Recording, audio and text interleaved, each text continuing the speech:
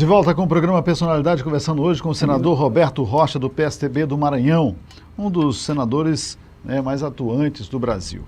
Senador, a gente conversou vários assuntos sobre a pandemia. Eu queria só conversar um pouquinho agora sobre um projeto que eu sou particularmente muito entusiasta desse projeto. Eu acho que é um projeto muito bacana, né, que é a zona de abastecimento, né, do Estado do Maranhão, de exportação do Estado do Maranhão, que a gente já conversou aqui há alguns anos atrás. Como é que está esse projeto hoje? Como é que está o andamento desse projeto? Está podendo andar?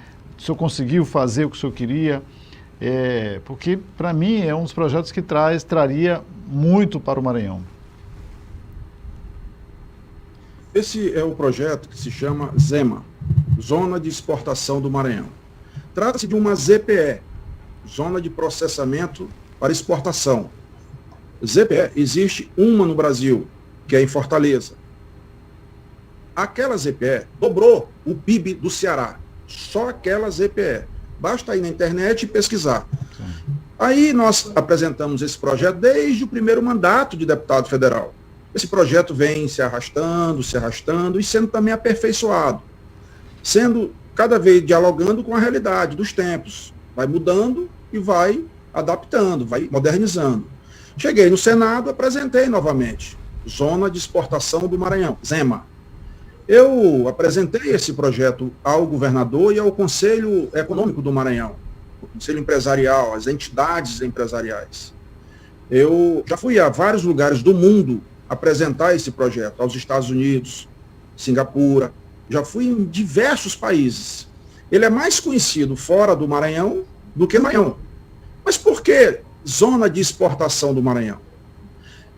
Quem tiver o cuidado de observar os navios que saem em São Luís todo dia, o dia todo, são navios que levam o quê? São minério. Navios que levam apenas minério, do jeito que tira do chão, e soja produto primário, do jeito que tira do chão. É verdade. Ou seja, uma economia absolutamente primarizada, produto primário. Sem benefício, né? Não há agregação de valor, não há cadeia produtiva. Sim. Não há cadeia produtiva. Então é por isso que o Maranhão é rico, tem um PIB absoluto alto, mas o maranhense é pobre. Tem a pior renda per capita do Brasil. Por quê? Porque o maranhense não é sócio da sua própria riqueza. Ele ficava até pouco tempo, em relação ao minério, apenas com o pó do minério e o apito do trem, e nada mais. Eu consegui aprovar o projeto que criou os royalties para os municípios afetados pela ferrovia. Onde a não são municípios corta, produtores, né? Não são municípios produtores como Pará, como Parauapebas, etc. Mas são municípios fundamentais, porque sem eles não tem como escoar a produção de minério. Então é justo receber royalties. E eles passaram a receber agora no governo Bolsonaro, pela primeira vez na história.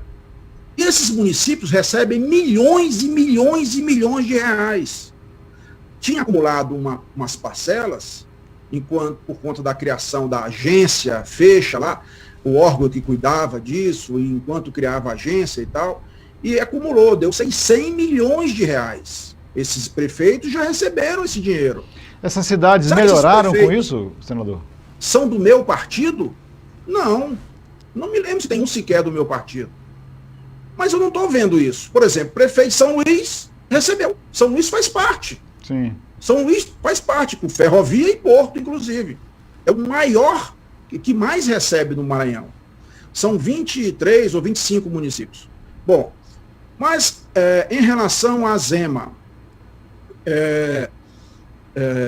isso até criou uma ciumeira no Maranhão, essa coisa dos royalties, porque os municípios que eram cortados pela ferrovia reclamavam.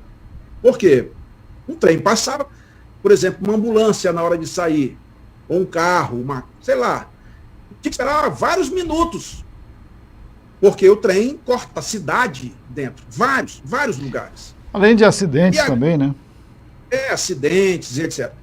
Aí, quando foi criado esse royalties, os que não são afetados pela ferrovia desejariam ser, para poder ter aumento da receita. Inverter os papéis.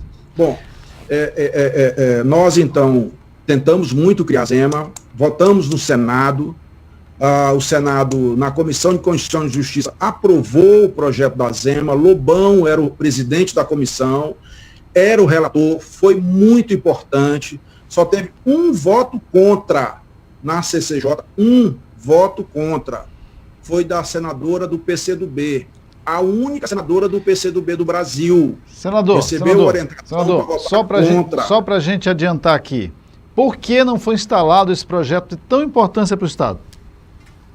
Mas eu estou explicando. Então, foi aprovado na CCJ, foi para a CAI, Comissão de Assuntos Econômicos, e eu pensei, bom, esse projeto vai ser aprovado no Senado, mas vai para a Câmara. Quando chegar na Câmara, vai ter muita dificuldade de aprovar.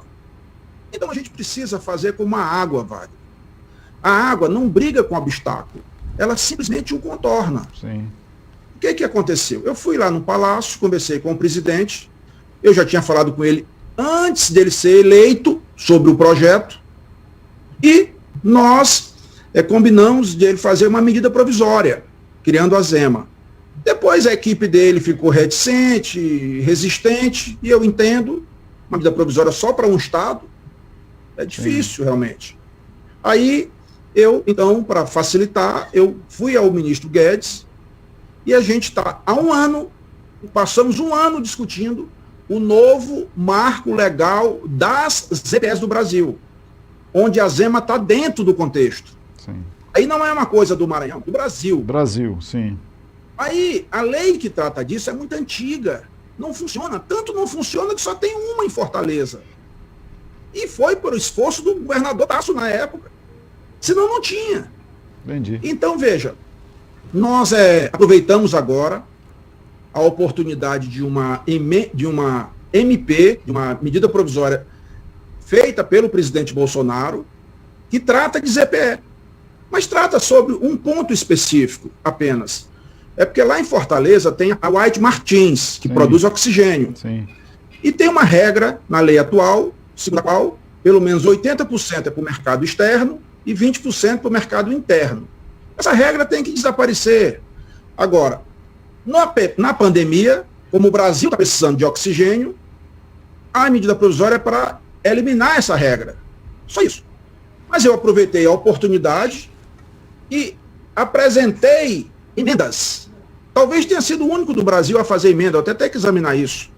Apresentei emendas para poder criar o novo marco legal das EPS, aproveitar a oportunidade. Eu estou convencido, Wagner, disse isso ao presidente Bolsonaro recentemente. Dentre outras agendas, outras pautas, o Brasil enfrentará com muito sucesso esse legado ruim da pandemia, essa herança maldita da pandemia, que é a crise na saúde econômica do país, que destrói milhões de empregos, milhares de empresas. A gente, para enfrentar isso, nós precisamos de 3 coisas fundamentais. Reforma tributária, nós precisamos aprovar o marco legal do saneamento básico. Sim, importante. Hoje, está sendo votado agora, na sessão do Senado, agora. O relator é o senador Tasso Gereissati. Iríamos tratar desse assunto aqui, mas o tempo não está dando, o tempo não vai dar. E, em terceiro lugar, o novo marco legal das ZPS. Sim. Que eu espero também que a gente possa, esse ano, ter esse projeto também aprovado. Senador, uma última pergunta para a gente ser muito rápido, né? Essa semana, né, ontem foi aprovado no Senado, vocês aprovaram aí, a mudança da eleição para 15 de novembro, que deve ser ainda confirmado pela Câmara até o dia 30, né?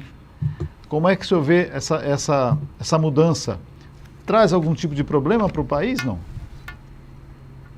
Olha, veja bem, eu até, ao tempo que cumprimento o senador Everton, meu colega senador do Maranhão, foi o relator dessa matéria, fez um trabalho muito bom, conversou com todos os interessados. Eu tomei a decisão de me abster da votação. Eu votei. Você pode votar sim, eu vou votar não, ou voto abstenção. Eu votei no mérito abstenção. E no destaque, eu votei a favor do destaque que tinha a emenda que prorrogava para 2022 os mandatos atuais de prefeitos e vereadores. Sim. Eu mesmo fiz uma emenda tratando desse assunto. Por quê? Porque o projeto trata exclusivamente do dia da eleição. Se é em outubro, se é em novembro ou dezembro. Sim. Se você transfere de outubro para dezembro, não dá tempo de cumprir os prazos recursais, porque a posse é em janeiro. Se você transfere para novembro, é um mês. Me parece um tanto quanto inócuo essa mudança na Constituição. Agora, para ter eleição, tem que ter campanha. Para ter campanha, tem que ter aglomeração. Tem que ter abraço, tem que ter aperto de mão. Você já parou para pensar uma carreata? Todo mundo mascarado? Sem poder tocar na mão um do outro? Quem é que garante como é que quem está votando, né? Nem saber. Quem é que pode garantir, já que isso é inédito, essa pandemia? O que vai acontecer daqui a 60 dias? Nós estamos vendo aí casos em que está piorando. Minas estava sob controle. Agora está lastrando. São Paulo foi para o interior. Mato Grosso do Sul, pouquíssimos casos, agora está piorando. Eu tomei conhecimento do Ministério da Saúde que agosto vai ser o pior período. Ora, então agosto, setembro, como é que vai fazer campanha? Eu quero que alguém me explique. Aí alguém vai dizer assim, não, mas mudar as eleições para coincidir com 2022 fere cláusula pétrea. Constituição não pode, é inconstitucional. Vem cá, e se chegar lá adiante e constatar que é impossível fazer campanha por causa da pandemia? Vai ter que mudar, porque cláusula pétrea é a vida. É a vida. Agora, em verdade, o que está em discussão também é que tem 2 bilhões do fundo partidário eleitoral e tem 4 bilhões da justiça eleitoral. O orçamento da justiça eleitoral, que ninguém fala, 8 bilhões de reais. Aí você tem o custeio, a manutenção, o pessoal, etc. Mas tem o dinheiro do ano da eleição. Que é agora 4 bilhões de reais. Então, são 4 mais 2. 6 bilhões de reais que nós vamos precisar definir, não tenho dúvida, daqui a poucos meses, o que fazer com esse dinheiro. Claro, vamos botar na pandemia para poder cuidar da saúde e da revitalização da economia. Por essa razão, eu achei que era impertinente a gente insistir em fazer campanha com todo mundo preso dentro de casa, com realidades distintas do sul com o norte. A gente pode até falar, a convenção começa agora. Aí foi adiado mais um mês. Mas e aí, como é que vai fazer a convenção? É igual essa entrevista aqui? A gente vai fazer campanha igual a gente está fazendo aqui? Virtual, né? Talvez isso seja possível nos estados do sul. Mas, cara, no norte e nordeste, isso não é possível fazer, gente. Vamos dialogar com a realidade. Por essa razão, respeitando o trabalho do relator, eu votei pela abstenção e votei a favor da prorrogação dos mandatos para coincidir as eleições 2022. Sem Senador, direito à reeleição dos prefeitos. Senador, muito obrigado pela sua entrevista. Olha, o tempo é curto, né? Queria poder conversar mais, para a gente poder ter mais assuntos para tratar. Eu tenho aqui uma lista que a gente não conseguiu tratar de assuntos. Assuntos, por exemplo, da base aérea de Alcântara, privatização aqui das estradas do Maranhão, que eu acho interessante. Alguns assuntos que faltaram a gente tratar, mas a gente pode conversar em outra oportunidade. Queria agradecer bastante aqui o seu tempo. O Exército Brasileiro que está aí na BR-135, o Exército Brasileiro, o ministro jantou aqui em casa esses dias. E nós estamos trabalhando fortemente para poder aumentar a presença do Exército Brasileiro nas rodovias federais do Maranhão. Entendeu? Então isso é fundamental. Em breve o Maranhão vai se surpreender com o que nós iremos fazer e já estamos fazendo em relação à nossa infraestrutura, portos, aeroportos, rodovias, ferrovias e hidrovias. Preparar o Maranhão significa isso. E preparar o maranhense é dotá-lo de capacitação, de conhecimento, para poder prosperar e poder ter uma vida melhor. Obrigado, senador. Obrigado pela sua entrevista. Obrigado também a você que ficou com a gente até agora. Obrigado. Se você desejar para a gente aqui mandar para a gente uma pauta, é muito fácil. 98910-5177. Senador, muito obrigado pela sua entrevista e parabéns pelo seu trabalho no Senado. Muito obrigado. Fique com Deus e nossa solidariedade permanente a todas as vítimas do Covid em nosso estado e em nosso país. Tenham todos a minha solidariedade. Obrigado.